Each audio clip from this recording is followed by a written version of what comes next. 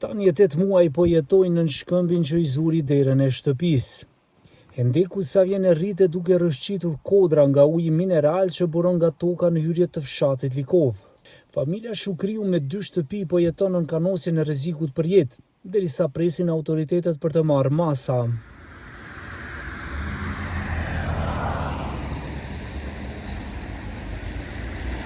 Qarja e tokës në këtë zonë nuk ka të ndalur, posaçërisht kur ka të rreshura atmosferike. Krisja e mureve rrethore të oborrit dhe e ahurit të kafshëve shtëpiake janë alarm se të radhës janë 2 shtëpit ku banojnë mbi 10 njerëz. Në rrezik është edhe rruga regionale.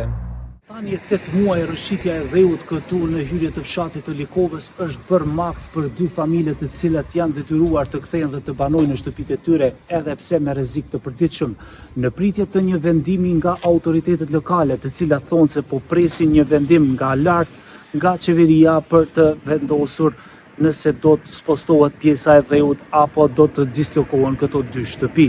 Familja Shukriu për 4 muaj i ka braktisur shtëpitë.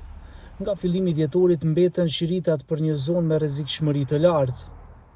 Kryefamiljari fton urgjentisht që të intervenohet për gërryerjen e kodrës që të mos vijë deri tek fatkeqësia me pasoja në njerëz.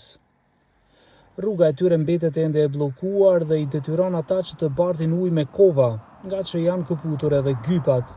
Mentalisht unë kam marrë 4 muaj i vendeve tjera.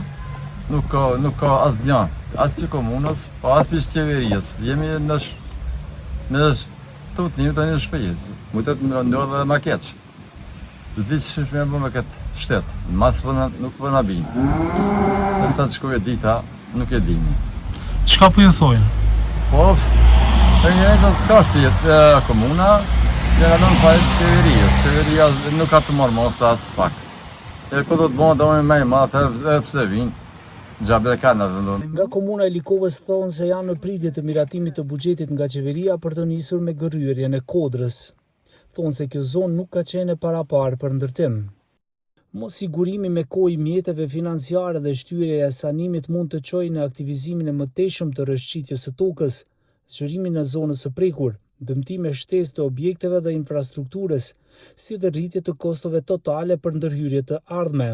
Për më tepër ekziston rreziku real për nevojën e evakuimit të popullsisë dhe kufizon shfrytëzimin e hapësirave publike, gjë që do të kishte pasoja serioze sociale dhe ekonomike. Nga qeveria thonë se pas shqyrtimit të kërkesës së komunës për sigurimin e ndihmës financiare për sanimin e rrëshqitjeve aktive të tokës në Likov, sollën këtë konkluzion. Miratohet kërkesa për sigurimin e mjeteve financiare nga buxheti i shtetit, duke marrë parasysh shkallën e rrezikshmërisë për popullsinë, objektet dhe infrastrukturën lokale. Obligohet Ministria Përkatëse, Komuna e Likovës dhe Qendra për Menaxhim me Kriza të koordinohen për kohën dhe punimet në terren. Komuna duhet të merr pjesë me buxhet prej 20%.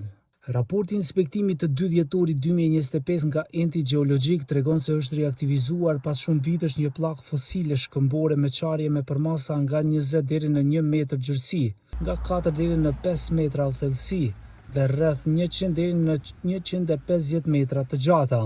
Raporti thotë se qarja është ndihmuar nga rreshtet e fundit atmosferike duke rrezikuar stabilitetin e tokës. Enti propozon për gryerjen në kaskada, hapjen e 3 vrimave gjeologjike në përcaktimin e llojit të shkëmbit dhe sasinë e saj që ka rrëshqitur dhe të merren masa urgjente për rehabilitimin dhe stabilizimin e saj.